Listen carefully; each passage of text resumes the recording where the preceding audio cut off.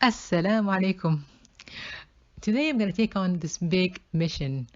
Just reflecting and connecting with the first ayah of the Quran. Alhamdulillah Rabbil Alameen. As you can see, there are three parts of this. I'll take the first part, which is Alhamdulillah.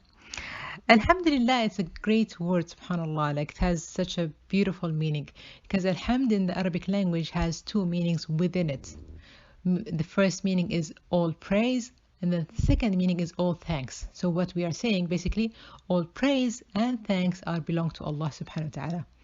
I'll give you some examples just to appreciate how Allah subhanahu wa ta'ala actually get all the full praise and the credit for everything that we have in our life. For example, you have great handwriting.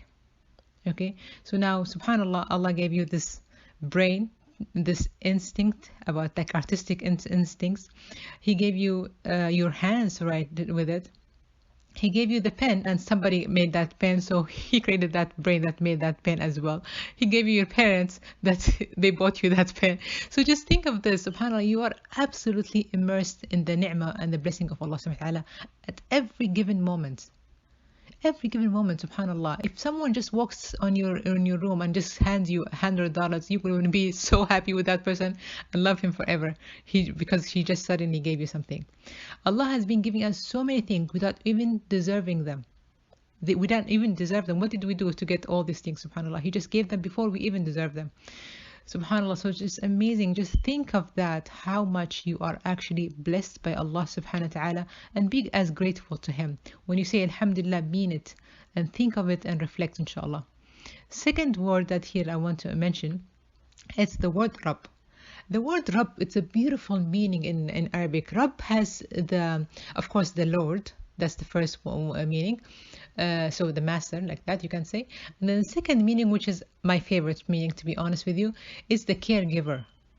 Okay, so now your parents also are called Rabb. So your father is called Rabb al-Bayt. He's the father of the household. He's the one that he's giving, providing and taking care of this family, right? And then the mother as well, she's called Rabbat al-Bayt because she constantly taking care of you since you were a baby until now, maybe. So that's how they are like taking care of you. So Allah subhanahu wa ta'ala, how He's taking care of us? By His ni'mah, by all His blessing that we just spoke about, that He immersed us in so many ni'mas and all the time. So He's been taking care of us since we were in our mom's wombs until this moment of life, subhanallah. So it's just a constant giving, constant caregiving to us, subhanallah. So this is such a beautiful meaning. Once you know this meaning, you appreciate more the word Rabb, and you appreciate Allah subhanahu wa ta'ala more. Most of the prophets, whenever they made dua, they chose this name of Allah subhanahu wa ta'ala to start their dua. So they would start with Rabbi.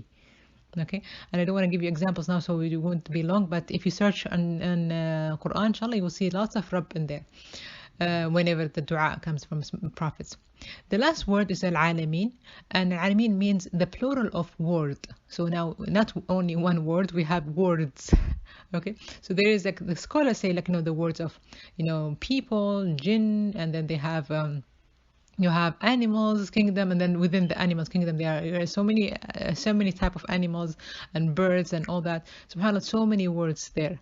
And of course the galaxies also. So Allah is telling you in another word that I am taking care of all of this in a different way. Your problems, your concerns are nothing compared to this whole world and this whole universe, right?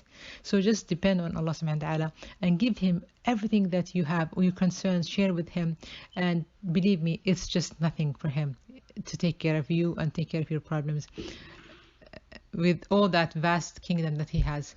أقول قولي هذا أستغفر الله لي ولكم. السلام عليكم ورحمة الله وبركاته.